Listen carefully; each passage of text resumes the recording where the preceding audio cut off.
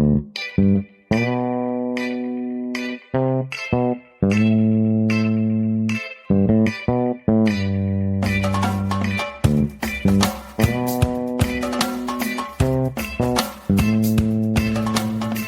to Directionally Correct, a People in Analytics podcast with Cole and Scott. I'm Jim Henderson, president of Louisiana Tech University, and today's guest, and looking forward to the conversation. Hey, Directionally Correct fans. If you're looking to stay connected to the podcast, make sure to subscribe to our Substack newsletter, watch our videos on YouTube, or listen to the podcast on your app of choice. This podcast is dedicated to you to help educate and entertain you on how to effectively do people analytics. We are a listener-supported podcast, so please consider becoming a patron. If you'd like to support the podcast by becoming a patron, you can find a link to sign up in the show notes or at patron.podbean.com/directionallycorrect. Thanks for being a listener. All opinions are our own and do not reflect those of any other organization. I distinctly remember after comprehensive days, we would take our comprehensive exams, and I'd get my voice recorder and like walk home and just try to replay what I wrote that day on the way over to like Alabama Street in Georgia where I was living. I still have all those recordings of what I wrote for that day. Really? Yeah. And it was just for posterity's sake or what? Well, I mean, there's a great fear that you're not going to pass comprehensive exams. So I need a record of what I actually wrote. Well, I mean, wouldn't you be recording you messing up? Well, yeah. But the point is like you could like pinpoint your mistakes, right? Yeah, I guess so. Or at least to replay what you did. I took an undergraduate course in American national government once, and he started the first class saying the final exam is comprehensive for the entire class. Yeah.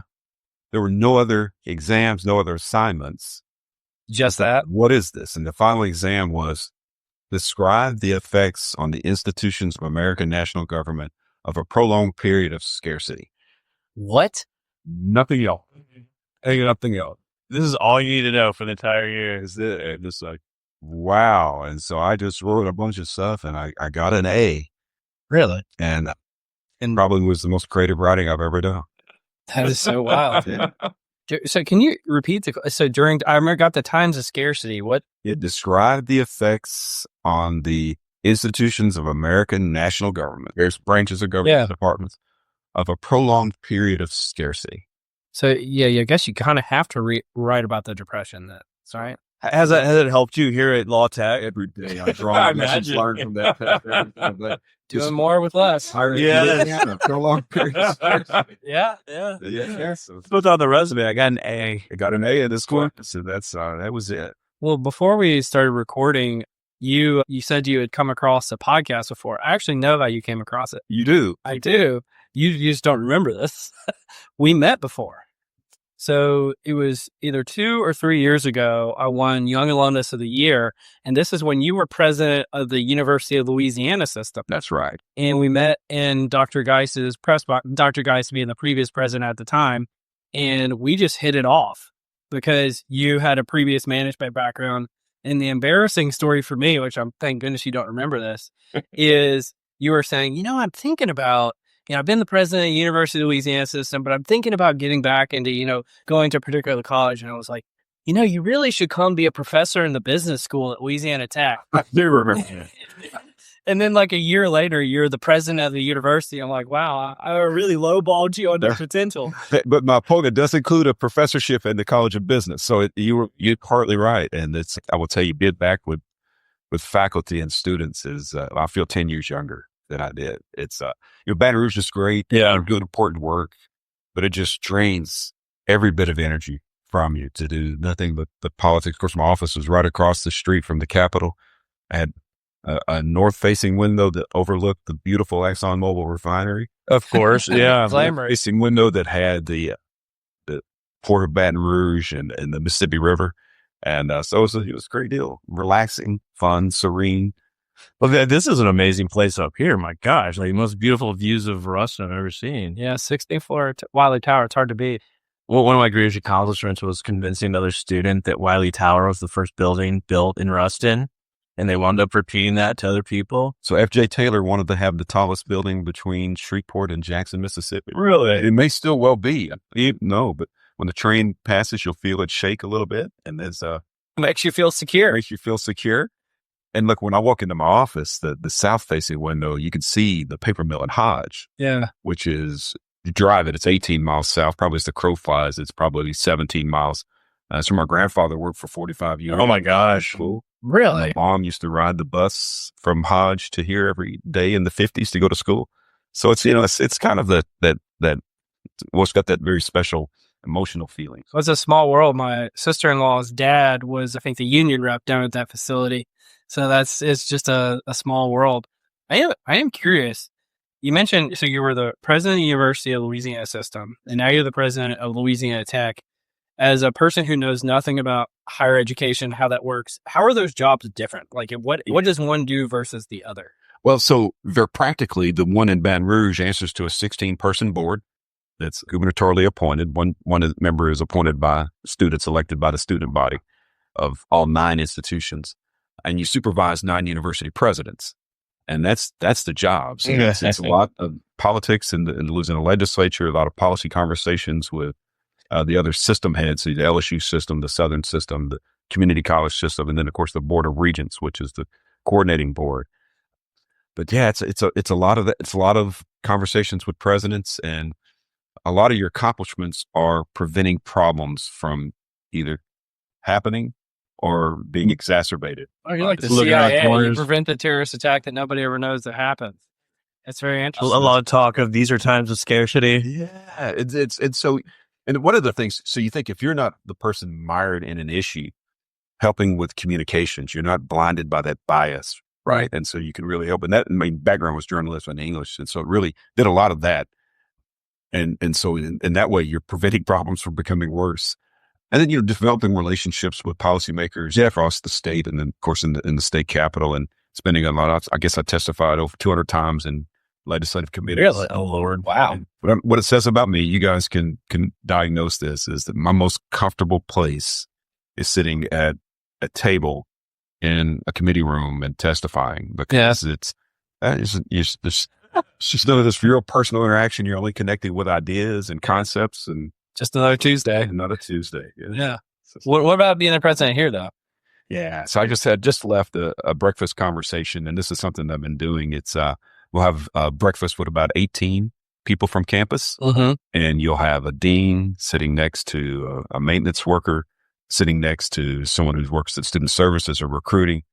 And it's just a casual conversation. It's a little bit contrived. I have them go around the room, tell me who they are, what they do, how long they've been here, and what is it that they love about Louisiana Tech.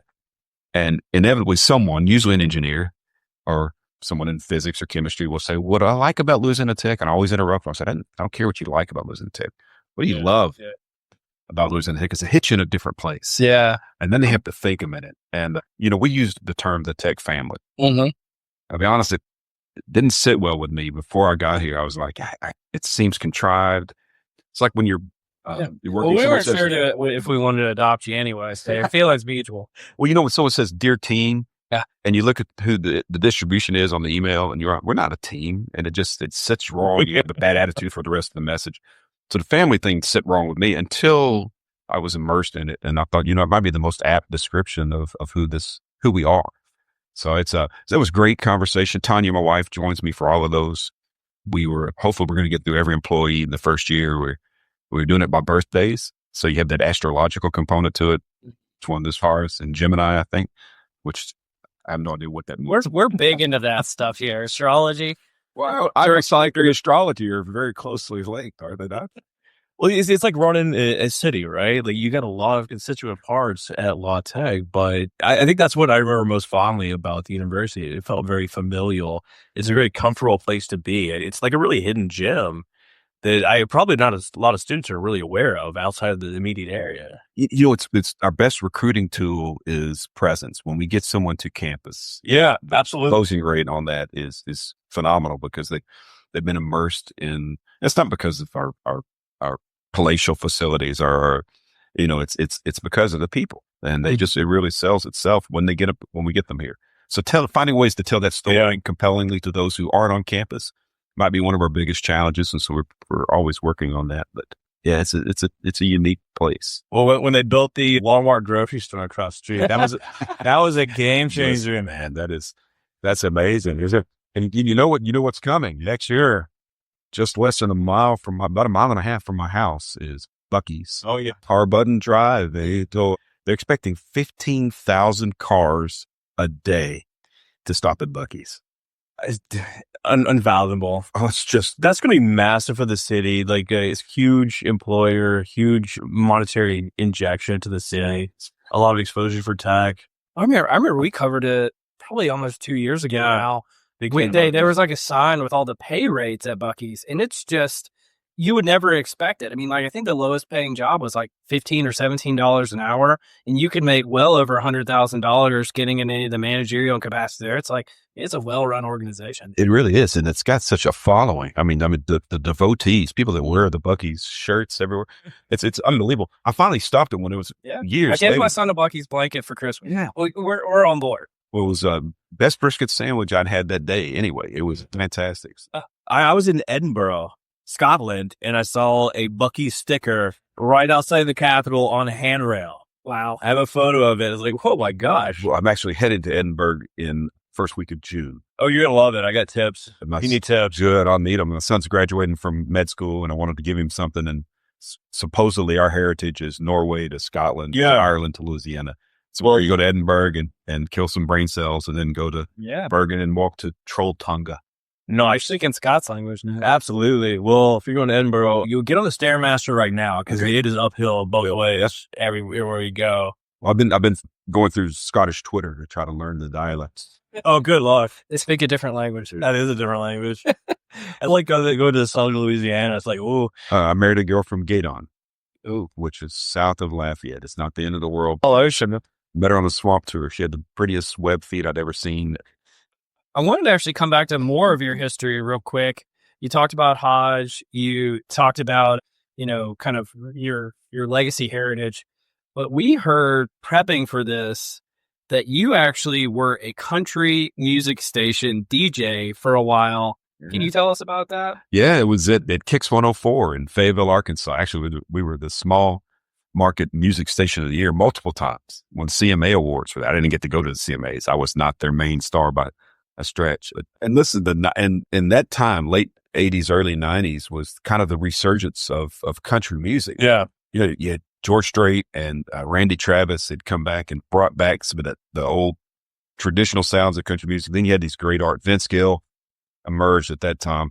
In my last month on country radio, I played the debut single from this duo that I'm not sure whatever happened to them, but Brooks and Dunn. More Louisiana Tech folks. Brand new man. And I thought, this is, these guys might make something of themselves. So since I've been here, I've gotten to know Kix Brooks. And just one of them, just the most amazing, interesting, fun-loving people I've ever met. I don't develop personal relationships well. I'm a little bit of an introvert. Kix, you don't have a choice. He puts his arms around you. And he's such a great friend of Louisiana Tech, great supporter of Louisiana Tech, but just a cool guy. And I'm so happy he and Ronnie are doing the reboot series, going back and getting their old songs, bringing in new artists. They might have seen Jelly Roll, who I was not familiar with at all. He just burst on the scene. Like, he came out years ago. All of a sudden, he's everywhere. Yeah, amazing. But Brooks and Dunn. But that was the new era of country music. It's kind of gone into what they call bro country now, that I don't necessarily get my arms around, but there's some good guys now. Chris Stapleton and has really kind of piqued my interest lately. Under the Red Light Moon was about Stowe's, which was still open when I was an undergrad here. Yeah, it's fantastic. And you can hear, the red dirt road. You can picture where he was walking. He sang those songs. He's got a song on his Kix had a solo album before they got together. And the gist of the song is he's explaining to this girl from somewhere up north that he's not a Yankee, or he's not a country guy from Louisiana. He's from way up north around Shreveport. And these Cajuns, and it's fantastic. Well, how do you give from Hodge, studying scarcity and economic networks, to Fayetteville, doing radio DJing, to back to Louisiana? So when Mr. President, Dad graduated from Tech in 1948. He was part of it. He was here and played for Joe. He's from Jennings, Louisiana. He was on. Everybody will remember this. The 1939 Jennings State Championship. I remember. People can't stop talking about it.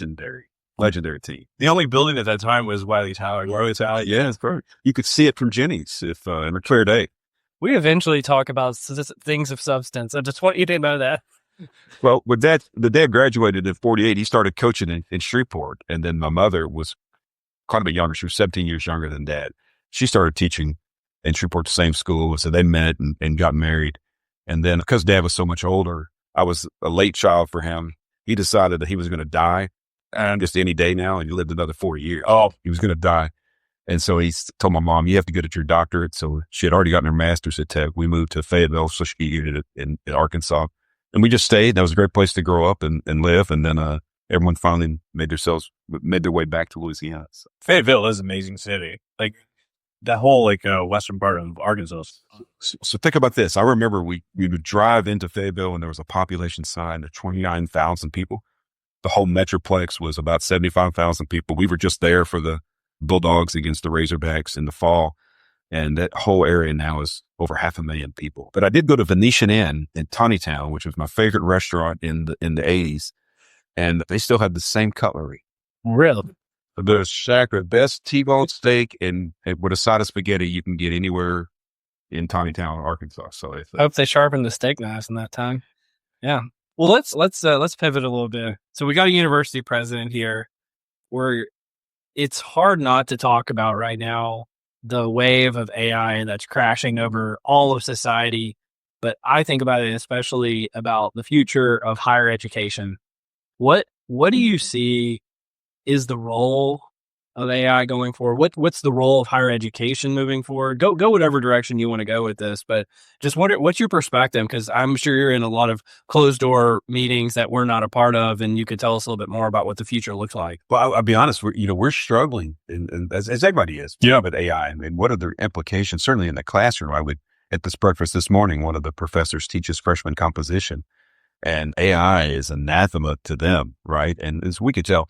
But at the same time, we have folks working in Craig Van Slype, who works in CIS, is one of the nation's premier thinkers and talkers on AI when it comes to computer applications and utilizing that. And what a great productivity tool it can be. Absolutely. Yes. We also have a professor in industrial engineering that's thinking about AI and how you use AI to improve industrial processes, these kinds of things. And in IO Psych, we're talking about, okay, what are the implications for AI when it comes to organizational culture? There's a lot of people that are afraid of it. Is it going to replace my job? Yeah. And I'll be honest, I'm on the side that doesn't think it's going to replace a lot of jobs. I think it's going to replace a lot of tasks. Yeah. And it's going to free people up to do those things that we're best at as humans. And that's creativity and problem solving and this interaction with each other, that those basic human qualities that add so much to an organization. It's going to free us up to do more of that. Yeah. How is it being integrated into like the curriculum? Like I see two angles. Like one, if you can use it on the job, you should be able to use it in the classroom, right? It's just a tool at that point. On the other side, it's tantamount to cheating in certain ways, right? Yeah. Like, when is the stigma against using AI going to go away in academia? So let me put it in this context. Maybe this is an appropriate metaphor. So, everyone is big on best practice. This year about best practice research. Any organization of course, try to do something. What are other people doing? And let's replicate that. What they fail to recognize is sometimes it wasn't the best practice that improved the organization.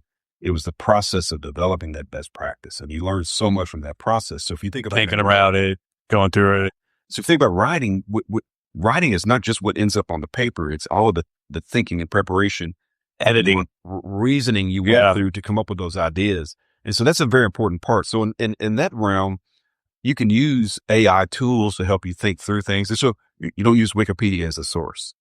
But boy, Wikipedia is a window to a whole lot of sources that you could go and find, but you got to go through that work to do that.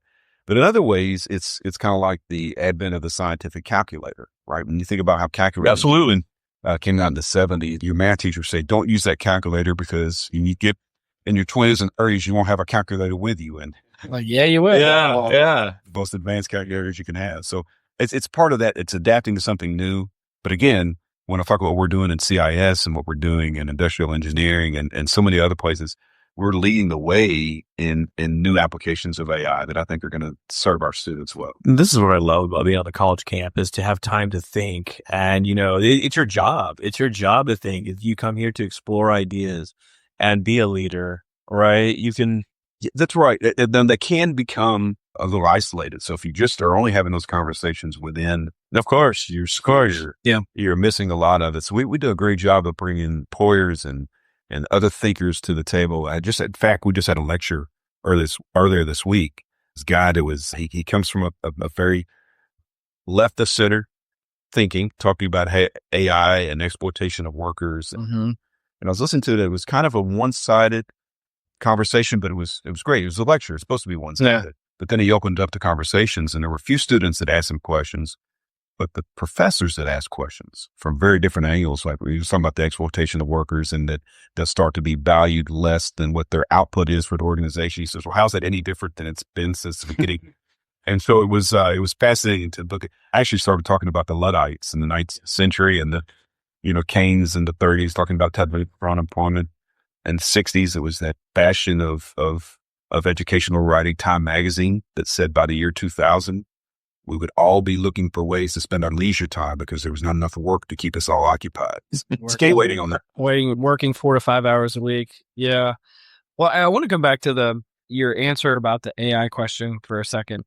So what I heard from you is you should be using AI to help you express the thoughts that you've already formulated, but you shouldn't be using AI to come up with the thoughts without thinking about it critically. And I actually don't know if we have an answer to this as a society, but how do we do that? How do you distinguish between the two as an educator? Yeah, I think that's really the question because, coming up with the thoughts and actually the process of distilling those thoughts into language that you make to someone else, you're not always going to have an AI tool with you. And to be honest, AI doesn't do it well. It's very good on some technical things, but when it comes to those connections to emotions and going back to It's very sanitized, right, the arts of rhetoric and how talk about things in compelling ways and how you use words and the artistry of words. Go back to the founding of Louisiana Tech. If you go see Harry Howard's diploma in our library, it says Louisiana Tech University, and then it has the motto that served this university for our first 50 years. It says, life without industry is guilt. Whoa. Industry without art is brutality. Some deep stuff. That is some deep stuff. But when you think of what those words meant at the time, industry wasn't just production of goods and services. It was the value of work in and of itself. And art wasn't just the aesthetic. It was society's attempts to perfect morality. And so that makes it even deeper. And that's what this is. AI is a productivity tool, but it misses the art, that human art that we add to so many of these things. And we've got to develop that as an institution. As we're training you to use the tools, we've got to educate you for these human qualities that are going to serve you well, both in life, career, family, society. You're going to be civically engaged. And I think about that is like Soviet era architecture, right? It's totally utilitarian. No artistic value whatsoever. So Tanya and I were in Havana years ago on an educational thing. And as you're driving there, and Havana's got some beautiful architecture. And then you drive by this concrete monstrosity, the Soviet embassy in Havana. And it just is like, it just slaps you in the face. It's like a bunker, right? This is the height of Soviet era architecture. Stunning. Even their art is like very austere, right? It's very practical. It's just like we're gathering grains in a field. So, okay. That's wild. I don't know much about Soviet architecture. Sorry. Well, think of the Squibber's house in SpongeBob. No. Okay. Perfect. Yeah. Is that too modern a reference? I don't know. Cole has some kiddos at the house. I'm sure he's much for him on that cartoon. Well, we are on the Paw Patrols. Oh, yeah. I mean, that's good time. All the good stuff that's out there now. I am curious, though. So what do you think, just selfishly, because we've got Dr. Tillman Sheets here as well, what do you think about Louisiana Tech's IO Psychology PhD program? It's amazing. It's the greatest academic program on the planet Earth. Go on. No, it's one of these programs that was developed kind of at the beginning of this movement, understanding how organizational cultures were important and how individuals are going to create that culture, and how do you build your organization human capital to best advance your organization's mission and goals. And look, if anything, it's only become more relevant, and it is certainly. We're at the vanguard of it, and I think we're going to continue to try to grow that program. I'm one that's enamored of it because I see it in action. I've been in kind of a CEO or lead manager position since I was 21 years old. You make a lot of mistakes there, but you also learn that every organization is really about people. And so when you understand that, then you understand how important IOPsych is to your success as an individual and as an organization. So I'm a huge fan of the program, and it's one that is, and its results speak for themselves. It was the best decision of my life, coming to Louisiana Tech, coming to this program. It's opened up so many doors that I didn't even imagine possible. Like I was in psychometrics, developing assessments. It was definitely top 100 best decisions for me. So yeah, definitely top 100. It cracked is like right at the top 100. Well, I know your doctorate is in kind of a very closely related discipline, psychology. What got you into that? And then what was your focus of your research? But I got into it because it was a very practical application of the work that I'd been involved with. And I really started to realize how important the top management team was to what we did as an organization. Found that out. I'd gone to a Toledo community college that is brand new. It's the first college in the state of Louisiana that the entire master plan was built at one time. So very modern buildings, the latest in technology at the time. It was also one of the only community college, 2-year colleges in the state that wasn't growing. And I scratched my head about that. And so I walked into the first leadership team meeting, and I walked in and every person looked like me, gray hair, mostly the same backgrounds. They'd all spent their entire career at this institution, and it wasn't their fault, but there's no way that they could have been capable of understanding the customer that they were trying to serve. Yeah. Right. And so we immediately just added some people to the team to diversify the group experientially, demographically, psychometrically in some ways. He's clearly a listener. He points at Scott when he says psychometric. Like, you get it. Was he speaking my language, nerdy? And some of these psychometric issues, these tight, The indicators sort of things. some of them are probably better than others. Definitely. There's tons of writing about that. Some people want to dismiss them as junk science. They're not that. Sometimes, I'll be honest with you, It depends. they become self-perpetuating. It defines you. So then you spend your whole career to live up to your profile. I get that, but it also helps you understand the different styles, the way people bring different things to the table, the way that they prefer to. I love to think conceptually. Yeah. I love to think analytically. I hate structure. I don't want to think about rules. I don't want someone to tell me the reasons why, whether it's the rules love that. or the rules of the state of Louisiana or whatever it is. I don't want to think about that. I want to solve problems. When it comes to personal interactions, my wife is exactly the opposite profile that I do, either Myers-Briggs or emergent ethics, whatever. So I was invited to roast our priest. Yeah. So we get there, and we're kind of new to Shreveport at the time, and they had this. It's called the gingerbread house, and so one of the things that the children that they served had built these gingerbread houses. And that was the pre-function thing. Well, she goes to the restroom, and I'm by myself, and she comes back after an inordinate amount of time. Personal issue, but anyway, I'm by a wall by myself studying this one gingerbread house, and she goes, "You're ridiculous. Why aren't you mingling with people?" And this is because it just sits me over. But then I'm up on stage in front of 500, 600 people, perfectly at ease. Yeah. Perfectly at ease. So it's an introversion, but it's an introversion around the personal connection, not about the idea. I love gingerbread houses. Leave me alone. Leave me alone. Leave me alone. And by the way, I was the 5th roaster. The first 4 didn't know what a roast was, so they just went and said great things about the priest, and then I had to go. Oh, God. Mercy. But it was fun. It was fun. Mercy indeed. How do you roast a priest? Yeah, it was a lot of Hey, You're going to hell. There's stuff like you gotta. the 2 priests from that met up, the diocesan priests that met up and the afterlife, and one of them said to the other, "Gosh, man, after all those years in a parish, isn't heaven just wonderful?" And the other said, "Hey, man, this isn't heaven." Well, I'm here. Things like that. So why is all the Sacramento wine gone? Yeah, that's all he's missing. Yeah, this is going nowhere good, is it?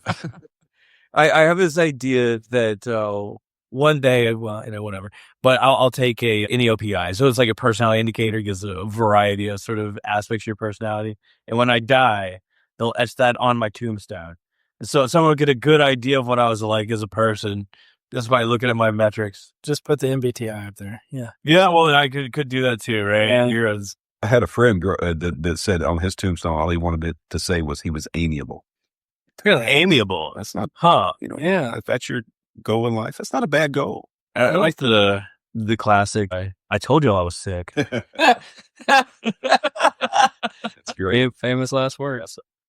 Well, I don't know if you want to talk about this at all, but when we prepped with Kami, and I appreciate her help, she said that you might have some thoughts on Louisiana Tech strategic framework. Yeah, might have some. We've been working on that for some time. After I got here, and I love to have conversations, right? And I will have leadership team meetings, and I don't use agendas. Yeah. And because I really don't care what the product of the meeting is, not at that initial same time. I'm really wanting to see how the team interacts with each other. Sure. Appreciate that. Table, and it's important. So at one meeting, I put out this nice little pamphlet that we had. I called it the strategic pamphlet. It had been developed about 5 years earlier. And I sit out there and want to say, everyone has seen this. And of course, there's nods and stuff. And I said, okay, good. I said, well, how are we doing?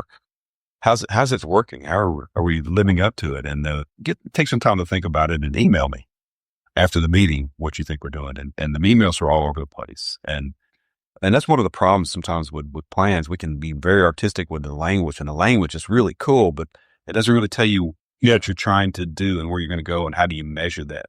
And so we've gone through several months of developing and really just augmenting with that existing thing, because there was hundreds of hundreds of hours devoted to creating that. So I want to dismiss that.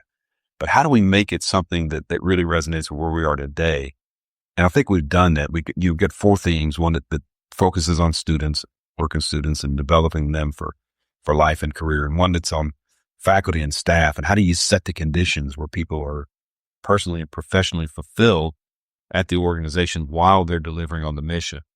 And one that's about integrating with the outside world, the public-private partnerships that are necessary to develop the revenues that we need to operate. And the 4th was on the environment that we work in, but both from aesthetic to functional, and how do you create those environments? And so the themes have been done. The strategic priorities under each of those themes are really, really good. And Bob, a lot of folks in that Adam McGurk, who is in my office, have been a great part of that.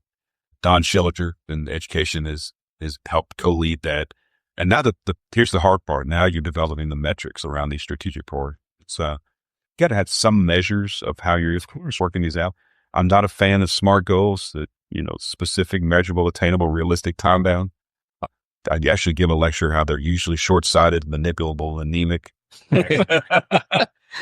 Defining too, right? The colleges that want to reach the Southern Region Education Board average of graduation rates in the next 10 years, boy, that's compelling. Yeah. That charging to work, and there are aspirations that are worthy of your organization, and that's what we're working. I appreciate the approach, though. Like, I think that as our study becomes more modernized, we want to be more prescriptive. We want to have more sort of structure to everything. But as a collection of people get together, like, we don't operate like that, right? We can't put things in little boxes specifically. Like, later on, you do need to measure output and this sort of stuff, but you're never going to totally capture everything you need to do. But especially in the formative stages, when you're trying to develop a plan, let it be as open as possible, where I think a lot of people struggle with that. And I think Louisiana specifically is a great place to, let the good times roll, as it were, right? Like, let's figure it out. Yeah. Yeah, you're right. There is a place for structure. Yes. And like I said, Tanya is much more structured than I. She has access to my calendar, and she attends as many things with me as she possibly can. But she's going through, and she'll tell me something that's on my calendar 3 months from now. And I'm like, I probably wouldn't have crossed that path until like the day before. Yeah. And so she loves that structure. And when that structure changes, or when she sees I've got 3 commitments in 2 different cities or multiple facilities at exactly the same time 3 months from now, she's worried about that for the next 3 months. And I'm like, it's going to take care of itself. It'll work itself out. We don't have to worry about that right now. And so you do need that structure to keep you on target and on the right path. The problem is, if something goes wrong, if you don't have structure, then everyone starts pointing fingers at you. Like, why I told you have structure? I feel like you two are spirit animals of one another. In some sense. No, I'll say this is I really appreciate you making the time for us today, because I know that you probably had competing priorities in terms of what's been going on. Yeah, but this is important. One, it's great to talk with alum first, two, this is the kind of stuff I like to think about. And when you're talking about it with people that have a value for this kind of work, it's important to crystallize your own or to enhance your own thinking on it. And it's a great platform to talk about Louisiana Tech University. So I think this is a wonderful institution it's got a sound foundation for F.J. Taylor, Dan Renault, Les Guy, about 62 years of presidents that predated me, that laid a sound foundation. And we're focused right now on building that foundation and recognizing our potential as an institution. So it's a great time for us to talk about that and to celebrate some of the work that's going on here by some wonderful faculty and staff. Well, shout out the IO program as well, both master's and PhD, that they've done a lot of great work for the university. And They really have. I mean, you could lean on them. You probably Yeah. give them some work. Free labor. Absolutely. I will tell you though, when I am thinking in that realm, I send a weekly email out that just maybe talk the free envelopes about something it's thematic, and then the rest of it's just the highlights of my week prior. And I always think about the IO Psych folks and are they judging me on this? And then I think the EMIS folks, I think, are they judging me on this? Right? Well, is it? They are. The great engineers are never judging. No, not at all. Just dismissing. They're not. They didn't even open the email. That's right.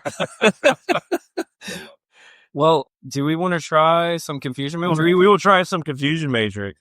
The confusion matrix. I mean, before we get there, like, you could give me a ranking, like Hank Williams, Merle Haggard, or Johnny Cash. Well, so Hard-hitting question. I will tell you. So Hank Williams was one of a kind, revolutionary. He changed so much, but his career was so short. Yeah. By the way, one of those great writers was a guy named Leon Payne, who was my dad's great uncle. He wrote "I Love You Because," and he wrote so many great hits for Hank Williams. So it's hard to beat, Hank. Johnny Cash, he was such a compelling figure. He's transcendent. Yeah. By the way, I don't want to end the friendship, or I don't want to cause any controversy for your listeners. Live at San Quentin is better than Folsom. Oh. We're going to get some emails on this. The full album, the new release full album, San Quentin's better. But to me, Merle Haggard is the pinnacle when it comes to songwriting, when it comes to musicianship. I saw Merle Haggard's and Chris Christopherson in concert. Yeah. Back about 15 years ago. It's one of Haggard's last concert. It was great that he was trying to play guitar with Chris singing. Couldn't figure out which key Chris was singing it because it kept changing. But it was a phenomenal concert. I don't know if anybody has had the songwriting, the musicianship, and the stage presence of Haggard. So he's number one in that. They still respect the college dean. Respect the college dean. Yeah. The thing that he wrote, Okie from Muskogee, is he's just riding on a bus, the tour bus with his name, and they said, Muskogee, Oklahoma. You think they do here? You think they get it pie? You think they're smoking pot here? And they said, nah, no way. And that's how he wrote something. So it became one of my favorites about Haggard was after the Supreme Court decision that said it was constitutionally protected speech to burn the flag. People were asking him to write a song about it. He wrote this song, Cheta. No one's ever heard it, but only me and crippled soldiers give a damn. And I thought, what a guy who can just touch the prevailing thoughts of his audience and speak to it. But if you listen to some of his older stuff, it is deep, it's compelling, it's artistry, and then you watch him deliver it live. I know this is an engineering school primarily, but I love how you filter in the liberal arts. Yeah. Everything that you say, it is just fascinating. We've got a great College of Liberal Arts on this campus. In fact, you can get the private liberal arts schools could look to some of the teaching that's going on in that college and would walk away impressed. We've got great faculty there. And you think about, go back to the 13th century when people would gather on the banks of the Seine River in Paris to listen to lectures on logic and on math and art and because they did it was the pathway to social mobility. Now, it came to Sorbonne, produced 33 Nobel Prize winners and 6 field medals winners. It's phenomenal. We have Descartes and Pascal at the same institution. That's not a bad place to be. But going back that long, 700 years ago, this was the liberal arts was the path forward. It hadn't changed, right? We're just adding to it the engineering and science, the hard sciences and new applications of that. But the critical thinking and communication skills, the self-awareness that comes from that the cultural competence, it's got to be the foundation for everything we do. How about the female division? Patsy Cline, Tammy Wynette, and Loretta Lynn. Yeah. So Patsy Cline could deliver a song, and nobody, Willie Nelson wrote "Crazy." Yeah. And he handed it to Patsy Cline, and that's still one of the most iconic pieces of music ever recorded.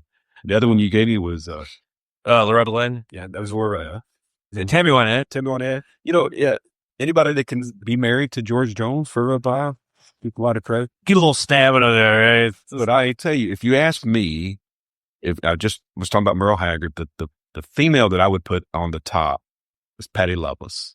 Really? And when she came out with Mountain Soul, if you ever get a chance to listen to Mountain Soul, you will think that you are in Eastern Kentucky, in West Virginia, and it just transports you to a different place. Of course, she made her mark singing backup harmonies with Vince Gill while he was singing harmonies for her. And if there's ever been a more angelic mashing of voices than Vince Gill and Patti Loveless, I don't know what it is. And then this isn't even the confusion matrix of that clan. Absolutely. We hear that you do a radio sign off though. Oh, going back to those days. Yeah. We were told we had to ask. We have to ask you. Yeah. Kicks 104, Fayetteville, Springdale, Rogers, Bentonville, and all of Northwest Arkansas. Look at that. Yeah, it's where Scott Glenn debuted that amazing movie, My Heroes Have Always Been Cowboys. I know you remember that one. No. Radio Facebook. You guys are hitting me with so many references I don't know. I did see Willie Nelson. We heard that you're into ancient country, which the most ancient thing I can think of is like Woody Guthrie. Well, go back to 1946, and my dad and his roommates at Tony Salvaggio from Baton Rouge, Eddie Harrelson, who went on to become the principal and superintendent of Jeff Davis schools in Jennings, Louisiana. They had a record player that had a transmitter that was more powerful. So around the dormitories, they could drown out the radio station. I love that. And they would play pirate radio. Yeah. They would play Tex Ritter's classic hit, Blood on the Saddle, on repetition. Now, if you've never heard Blood on the Saddle, I encourage you to go listen to it. Don't turn it off when it starts. Listen to the whole song. Be transported. He's the guy that wrote "Do Not Forsake Me, Oh My Darling." That was the background of High Noon, Gary Cooper, Grace Kelly. The great song. Let's see, it was Rye Whiskey. It's a great song to sing when you're playing poker. So Tex Ritter, it's ancient country. Good enough reference? Oh, I think that's fantastic. Yeah. Wait, his son was John Ritter from Three's Company? John Ritter. How do you like that? Well, I could go down a different path. My sister's like infatuated with John Ritter and like goes to his cancer foundation research in Dallas every year and sees his son, whatever the next Ritter is. But these guys, it's like Eastwood's son. I can't think of his name. Clint Eastwood's son. He hasn't made the massive hits that his father did, but it's fun to watch this generational talent, how they reflect some of their upbringing and that reflect their parents, but yet you couldn't find anything more different than Three's Company, John Ritter, than Blood on the Saddle, and Tex Ritter. So somewhere there's a commonality there that you can draw. It's like Bruce Lee and Brandon Lee. I don't know. That's another deeper kind. Right? Well, I think that's all I got for confusion. I don't know if I can do any better than that. Yeah, I think we milked that one pretty good. I don't know any ancient country. I'm sorry. Well, listen, I take you goes with, especially some of the stuff. So you think about House of the Rising Sun. Yeah. Right. The Animals have the iconic version of House of the Rising Sun. Yeah. But you listen to Forever Young, Shabustu, help me with it. Just won the Nobel Prize for Literature. I don't read. Oh my gosh. I cannot believe that we cannot think of this guy's name. We put the Traveling Wilburys. None of these roads. No. The greatest artist of all time when it comes to songwriting. Forever Young. Bob Dylan? Bob Dylan. There we go. Hey. But Bob Dylan, his version of House of the Rising Sun, this dark, foreboding thing. But it's a song that's been around for generations. Right. These old gospel songs. Yeah. And so when you go back to that historic, that ancient country music, you find statements on, there was the long documentary on country music. And if you go back and you explore some of that, it takes you to these places. And now we're walking around with music libraries in our hands. Yeah. You can go to some of this place. And some of it still resonates. The human condition hasn't changed. The context of it has changed and the reality's changed, but that the human soul hasn't changed at all since those days. Love and loss, happiness and joy, you know. Wow. My son, who has got 29 hours of Bob Dylan music on his playlist, is going to be angry with me because I couldn't think of Bob Dylan's name. I'm just happy I contributed in some way. Lay Leave You Lay. There you go. That's my favorite. I saw an interview with Johnny Cash one time where he was talking about he had Bob Dylan who played that song for the first time in his living room. Really? Christopherson was there, played me and Bobby McGee. At the same time, he had Joni Mitchell there and somebody else, but it was just talking about how they're in his living room, played these 4 iconic songs for the first time. The man, to be a fly on the wall there. Why am I never invited to these sort of parties? Maybe this is that party. I don't know. Maybe we're making it happen right now. Is it? Yeah. Yeah. Be here now, man. In the moment. Yeah. We want to do some nerdery? Let's do it. The nerdery. Where you want to start? I think we talked a little bit about higher education, so maybe we could start there. And I know you can't see this in front of you. I apologize for that. So what I'll do is I'll try to just give like a little snippet and we can play around with some ideas. But there was this post of some research by a guy named Rob Sands about the college degree and its value. And so the college degree was the great predictor of future success and career satisfaction. But is that potentially changing? And so he goes to a litany of things. But one of the things that he mentioned is common issues with recent college graduates during interviews. And it says sometimes they have difficulty maintaining eye contact, inappropriate dress, unreasonable compensation requested, inappropriate language use, which I think is kind of how we started the podcast with that. And they read directly from their notes, refusal to turn on the camera if it's a virtual interview, and even bringing their parents with them to interview. And I wonder, they get some prescriptions on how higher education could be improved, but I wonder, is this a phenomenon that you're seeing, and how is higher education working to, get back to its rigorous roots to produce, more well-rounded human beings, which has been a kind of a theme of today's episode? Yeah, we tend to paint with a broad brush sometimes, right? I mean, they think, what is a college graduate? I'll tell you, it varies by college. And so we've made it a part of our purpose here is to provide that well-rounded education. So as we talk about our research, when we're doing research, we do applied research. And so when you come there as a freshman in engineering, you're given a tool bag and a robot on day one, and you have a freshman just right.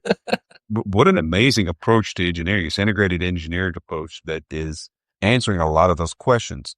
The College of Liberal Arts, we talk about core competencies here, the ones I've mentioned: creative thinking, problem solving, teamwork, resilience, self-awareness, recognizing your own cognitive limitations, and understanding how when you're processing information that just because it's something you want to be true doesn't get it more validity to something you disagree with, right? And so we're actually making that part of our educational experience to produce that. My daughter went to a CAT, or liberal arts school in the Dallas area, and they had to read the 27th grade books. It's not, read 27th grade books. It's the English. A lot of Aquinas, a lot of Augustine, but Milton as well. Mm-hmm. And so you're being taught Milton by the old Circean monk.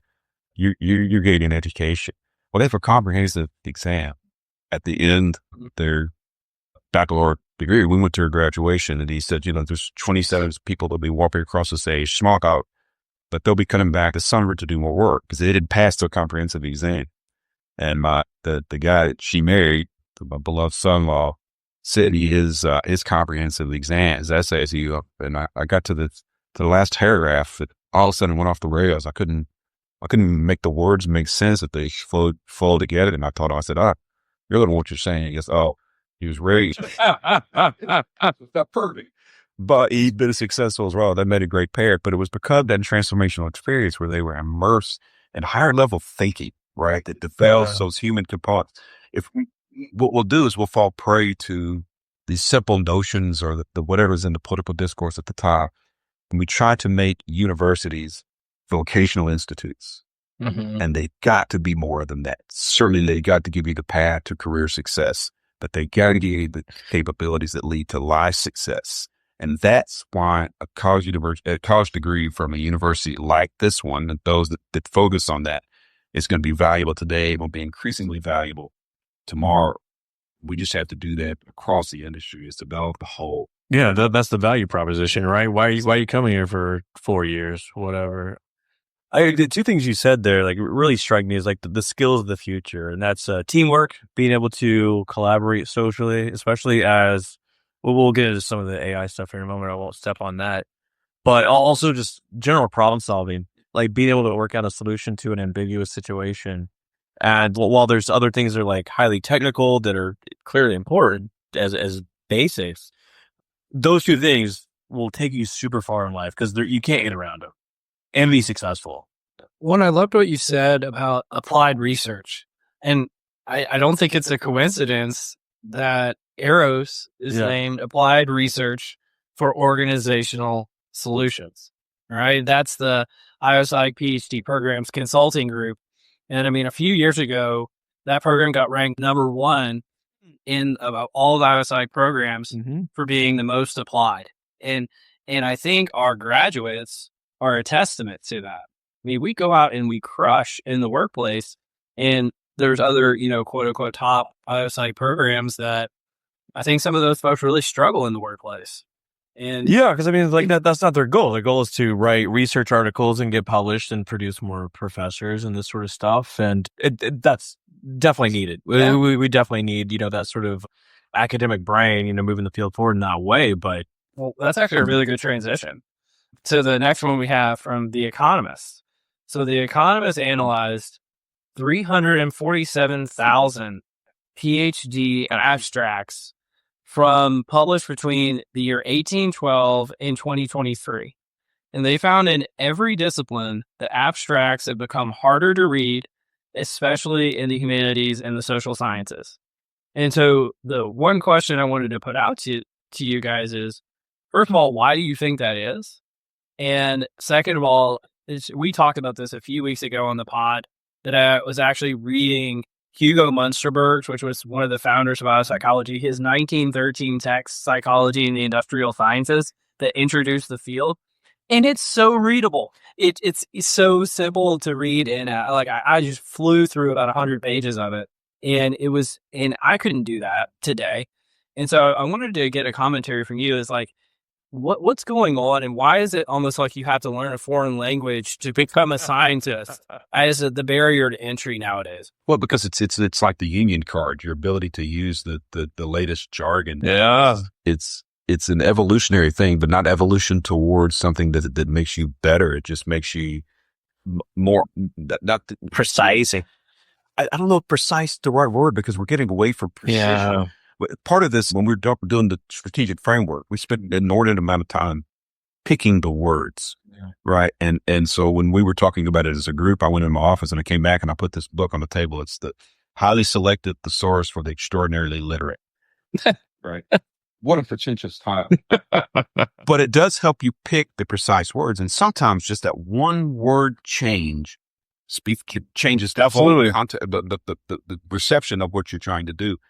But what we've done is we've invented this never-ending spiraling thing that we've got to use the latest jargon, because that's what makes me sound smart. Not the idea, not the consumability of it. So listen, we're about to release our 1894 magazine. It's alumni magazine. Haven't printed one in about 5 years. We're doing one that's very substantive, but there's a section of it that's only about the research occurring at Louisiana Tech. It's about 100 snippets of those research studies with some of the QR codes so you can go to that. Fantastic. That's going to be wonderful. But the descriptions are written in language that can be accessible. Yes. Mark DaCosta, who is here in biomedical engineering, had discovered copper high aspect ratio structures in our blood. You guys were probably talking about that on the way in. Yeah. You can't get us to stop talking about it. Yes. So what are those? Well, they contribute to wound healing, and they're antibacterial in nature. So if you've ever had a parent, a geriatric paid parent who suffered with bed sores, Mark DaCosta discovered the structure in your blood that can lead to a new therapy that can end torment of bed sores. Now that's relevant. What a great, If you read the abstract, you're probably not going to get that, right? Because he has to be in the science. Yeah. You have to communicate to other professionals to understand that jargon, because it's a shortcut. That's why you use jargon in the first place, right? Sure.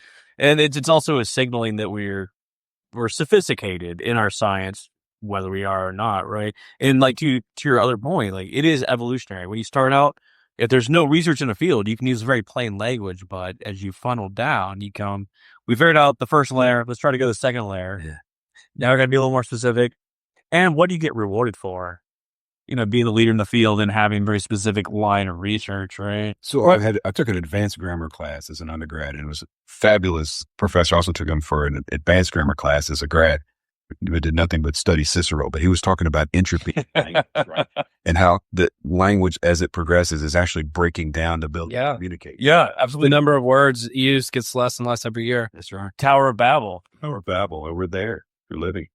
It's funny. I remember this must have been one of my first PSYOPs that we went to, that all of a sudden the word robust got used everywhere. And so previous to the word robust existing, there were just scientific findings. And then all of a sudden, every scientific finding became a robust scientific finding. And I was like, this is just seeing this creep of flowery language being added in for no apparent reason. And I imagine, 10 years from now, there'll be a new scientific keyword that replaces robust. It's like super robust. If you watch the same newscast, like in the mornings, a morning news show, someone will use a term, and then it's used every single time. Writ large is the one that they use a lot. Oh, yeah. And it's never the right usage. Writ large? Writ large, right? So they'll say, when they're talking about this person and others, or this person and everyone else in this same genre, but they just don't use it appropriately. The one that kills me is when they say, therein lies the rub. They're misquoting Shakespeare. So it's not only the right words, it's also the wrong the wrong word and the wrong application. But it just does that. So you hear something, you think that kind of sounds good, partly because there's a little bit of familiarity with it, but you don't ever think about the meaning of it. And so people will do this all the time. When you go to presentations, I can't tell you how many times I've heard this same thing given at a presentation to a large group that it says, "In God we trust, everybody else bring data." And so every person puts that into a speech, and everyone in the audience is pre-programmed to laugh at it. And I just roll my eyes. I'm like, I got to hear this again. But we do that. And so then it's perpetuating, because someone said, oh, I got to laugh from that. And everyone in the audience says, oh, they said that and they got to laugh from that. So I'm going to start using it. And then it just loses all. George Carlin had a routine one time, and I'm going to go through the whole thing. Another 7 deadly sins one. We invented a language that squeezes the life out of life. And that's what we do. We perpetuate these little slogans and these little cute sayings. We squeeze the life out of communication. And that's unfortunate, but I try to do my best at pushing back at that. Would fail with obscure references to movies and country music or kind of stuff. Well, this is also squeezing life out of life. Yeah, just like too much structure on the organization, right? Just kind of squeezes the life out of, or all humanity out of it. That's right. Structure is the devil's work. But this is a situation where you can't bring Nobody listens at this point of the podcast anyway, so we can say whatever we want. Yeah, they gave up 30 minutes ago. Yeah, exactly. You want to cruise on? Yeah, you want to hit us with the last one? I know this is like catnip for Scott. Well, I'm going to hit you with a different one real quick. Like, check this one out. An alternative path to understand high potential talent. Universal models beware. This article essentially argues that the world's becoming flatter, right? Organizations, and there's not a whole lot of hierarchical movement. So what we can do is rate employee behaviors on various aspects and find horizontal movement aspects to grow into other areas. I think there's a lot to be said about that, because I think because we all have so much access to so much information. Yeah. Right. So broadening our horizons. Because I keep going back to school to study new things. When I was in Baton Rouge, there was a law school that had part-time ED program. So I'm like 6 classes away from a law degree that I probably will never finish because I just can't get to it. It'll help you with the legislator. Yeah, it will. But my next thing I'd love to do is to study Irish literature. Yeah. Somewhere, right? Just continue to expand, because there's applications for all this stuff. You've got the subject matter, right? And so you can go through, as most people do, a traditional academic pathway. As you start here, you keep building vertically up until you just master. And we need that. There's a part of that. But when you can also build horizontally and even go to places that are not your comfort zone, that's when you develop as humans. And so you you take that as an individual and you spread it across the community. I think it's when you reach that higher level, that higher plane of thinking and living and socializing. It's pretty cool. I don't know if that's really what they were getting at in the article, but to me, it's a great way to develop. I don't know what they were getting at. Like, this is the Journal of Consulting Psychology. Oh, wait, I'm the lead author. Oh, yeah. Check it out. Just plug in a little Scott's research. Well, now, what's the title again, Scott? It is an alternative path to unlocking high potential talent. Universal models beware. Yeah, we conducted this research some time ago, kind of gets at the research process, the publication process, rather, where we went out, surveyed a bunch of managers on the sort of attributes that their employees have and essentially tried to identify different paths besides vertical movement in the organization to other avenues that they could explore. So managing bigger teams, taking on bigger scope, taking on more, cognitively demanding work, these sort of things. And we showed that you can use behavioral traits and sort of aspects to guide them into different sort of avenues in the organization other than senior leadership or moving up one level. Thank you. It took a long time to get this through. This is a long process. Was it worth it? I love the process. I really do. It's rewarding in itself, and just being able to see your name in lights is fantastic too. Can I build on it for a second? Please do. Please do. So one of the things that you see as a trend, especially in some of the larger tech firms right now, is the elimination of middle management roles and the relationship that I think that if I were getting into these tech leaders' minds, that eventually they see that the role of middle management will actually be done by AI. So you'll only have a few executives, a bunch of individual contributors, and then AI layer in the middle. Yeah. And then eventually the individual contributors will all be AI. And then eventually all the executives will be AI and everything's AI. But in the meantime, does what you researched have a perspective on that phenomena of the elimination of middle management? We didn't say that specifically, but there is a body of research out there that suggests that middle managers are perhaps what's important layer, right? They are the ones that can or need to translate what upper management needs down to the, individual needs of lower level employees that actually do a lot of the day-to-day work, right? Well, when you think about the flattening of the organization. So, and when I was in Baton Rouge, right across the river is the Dow Chemical facility, one of the largest facilities. So they have a site leader. And then basically everybody else is at the same level. Yeah. Wow. Right. And so you're like 100 direct reports sort of thing. Right. And so it works, but you're creating ad hoc teams for various things. Yeah. Right. You might have a team leader. Think about if you're familiar with the orchestra Orpheus, one of the great orchestras in the world that is distinct from every other one for one reason. There's no conductor. Oh, interesting. It's like self-organizing network of instruments. That's really wild. But what does it require? It requires a level of trust amongst the organization, ability to communicate, ability to tolerate conflict. Mm-hmm. Yeah. Think things differently. But it results in, at the end of the day, it may be a more difficult process to get there, but actually a glorious output. And it's one of the reasons why I was talking to a tech firm that was establishing in New Orleans. And I was talking about the computer science graduates we had, computer information systems graduates, and they said, that's great. We want to talk to your music majors. Because we can teach them which buttons to push, but we can't teach them to be totally rely on each other to achieve team success. Yeah. So you can be a great musician in an orchestra and you can play your part perfectly, but if you're not in tune with those around you, you can't have individual success. The organization has to be successful. So you're either all successful or you're all not. It's called an organization, right? It's not called a one-man army, right? Yeah. You need more than one person, which is where, once again, social skills, being able to work in a team, problem solve. That's what got fascinated with DAOs a few years ago, the decentralized autonomous organizations that were big in the crypto community. I don't know if they still exist anymore, but those were big for a hot moment. I don't know if it ever really took off, but yeah, it's a really interesting sort of concept, and it may be where we're going as organizations, as you need to be more flexible and adaptable to the way things go, right? How to compete with AI agents. AI agents. You want to hit us with the last one, though? We'll hit us with the last one.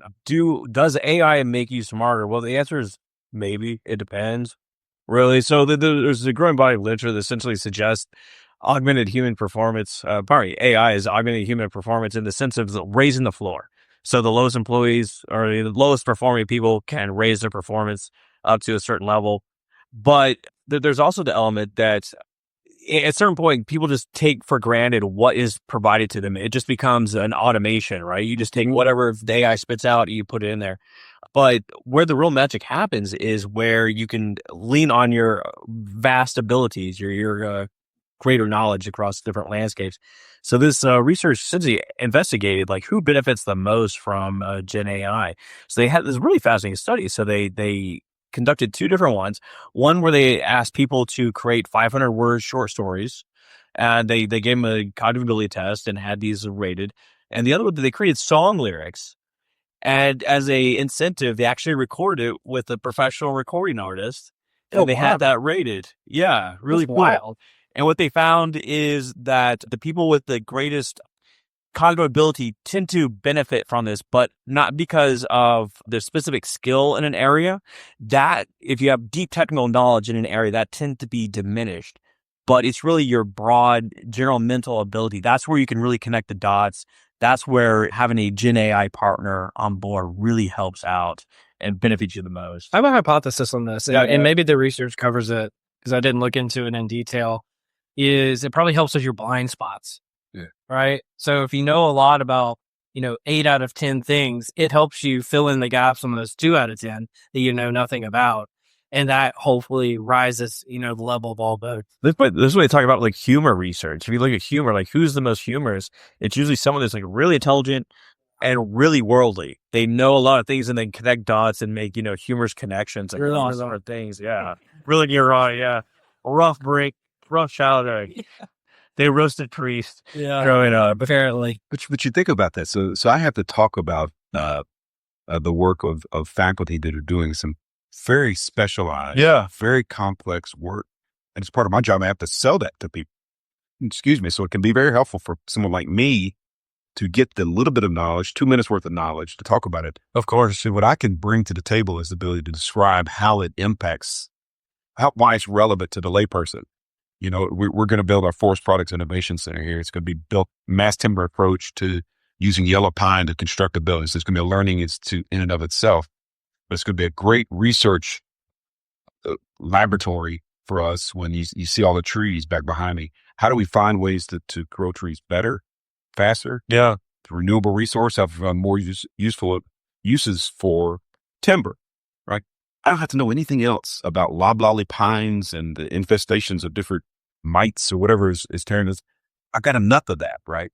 And so then I could describe it to others. But having those around me that understand it, or having an AI tool that can help me quickly digest it for just 150, 200 words can be amazing tool. Now, but it doesn't replace the human piece of that. That's going to be the vital part, because you have these tools, you can start to rely on them, overly rely on them, and then it just makes you totally ineffective. Well, I think that's the point. Like when you just rely on it for total automation, that's where you kind of get in trouble. I think about, I work with software engineers, and very advanced ones, right? 10 years in service, and they get paid handsomely, right? You can take a tool like some sort of generative AI and make a 1-year software engineer pretty much as good as a 10-year software engineer. And the reason why you would pay someone so much for such that experience isn't necessarily because they can do the job, is because they can do it super efficiently. So you can take someone right out of the field and make them pretty dang good pretty quickly. And I don't know really where that leaves us, right? Well, so remember when coding was the thing? Yeah, I learned how to code. And they were actually in K through 12 systems replacing foreign language requirements with coding. As coding is a foreign language, as if that's really what foreign language is about, teaching the words you have to use. But guess what? You can use AI to develop code now, especially some of the painstaking, labor intensive, so literally process parts of developing AI, and you could focus on the higher level things. So it's very useful in that regard. But I remember the 8-week coding boot camps that were proliferating, 10 years ago. Yeah. I was sitting on a council, and a guy comes and presents his 8-week boot camp and says, we can produce a computer scientist in 1/8 of the time it takes a university to do it. But it's so much more added to that when you think about developing the broad human being. So it can replace that mundane. I went to a college, and the administrative assistant came into my office. This is 2 years after the iPhone had come out. This was 2009. She had a big desk calendar, and she says, look, I'll write all your appointments on this desk calendar, and I have one on my desk. I do the same thing there. And I said, well, listen, I don't really use a calendar. I use this phone. And she retired. I love that. Right. Her whole job was about doing these mundane tasks. And so with executive assistants, they used to type in business cards and Rolodex, but now they're making strategic decisions and communications with people that affect here $150 million enterprise. So again, the technology has replaced the task, but now you're demanding more higher level thinking from the individual. So I think there's a connection between those two things. So yeah, like once again, like say like everyone becomes roughly equal in their ability to write code. What's left? The ability to connect with others and solve problems. Like not to harp on that too much, but why are you writing code? What's the purpose? Yeah. What are we trying to solve? Is this really the problem that we need to solve, or is it? Or we're solving a symptom of a problem and there's something even bigger. Cole's article earlier was like, I found it really interesting as well, about the college students and like how they're approaching the work world. And it said something to the effect of like, in the past, like in 1980, college students would spend 40 hours a week on work, and now they spend less than 10. And they use that sort of a knock on college students. And I got to thinking about, I was like, yeah, but going to the card catalog was fucking work. That takes time. Going to the stacks is work. That takes time. Well, it was actually a useful skill to be developing. Oh, absolutely. Everything takes time. Now you can like just Google something, go right to the exact page, find exactly what you need. To use the Rolodex example from earlier, I get so frustrated, in my Gmail, if I'm like typing someone's name and it doesn't automatically get their email, like, oh, you should know better by now. I remember my mother in the mid 70s with her IBM Selectric typewriter working on my dissertation. Yeah. And how much time and effort she spent on formatting, taking a ruler and measuring a margin. Yeah. Oh yeah. And then we had to drive all over Fayetteville, Arkansas looking for a stack of 100% cotton bond paper so that she could print it on that paper. Yeah. What does that have to do with her dissertation on curriculum and education? And then she went back to get another degree in library science. And I made a mistake of making fun of her that she needed a graduate degree to calculate fines and the stamp due dates and books. So she made me read her thesis and then tested me on it. Never made fun of librarian. That's a distraction, diversion for what we're getting to. But we spent so much time on the process instead of what the real result was the document, the ideas, the concepts, and the synthesis of those things into a readable, digestible document. I will also, like, I know we're running short on time now, but I will also make the argument that sort of downtime or process of thinking is super valuable too, that we may be missing with Gen AI.